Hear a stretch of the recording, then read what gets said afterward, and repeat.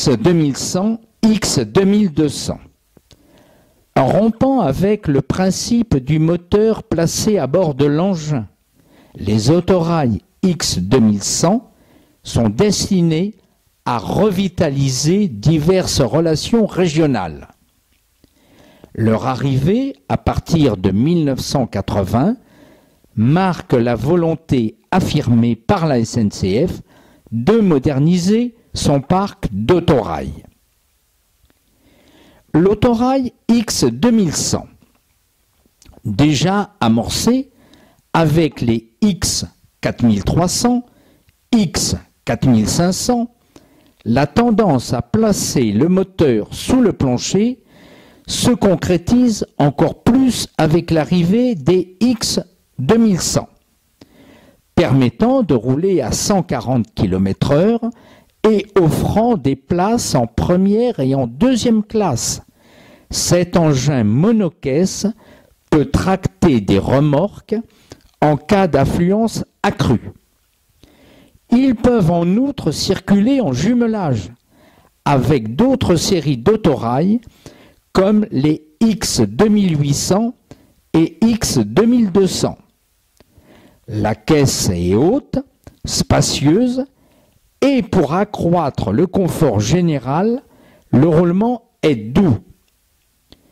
Se comportant bien en service omnibus et sur des trains express à faible parcours, les X2100 entrent dans la catégorie des TER instaurés par les régions. De nombreux autorails abandonnent la livrée SNCF au profit de celle adoptée par leur région d'affectation. La SNCF est propriétaire de 49 engins et les régions en possèdent 4. Ils sont affectés à Rennes et Toulouse. L'autorail X2200. 2 ans après l'achèvement de la livraison des X2100, la SNCF met en service les X2200 de conception analogue. En fait, il s'agit d'une version améliorée du 2100 avec un aménagement intérieur supérieur.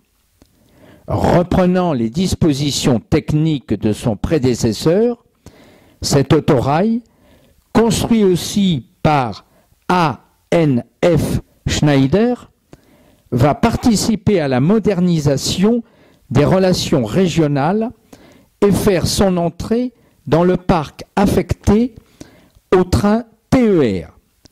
Là encore, les autorails sont peints dans la livrée choisie par leur région.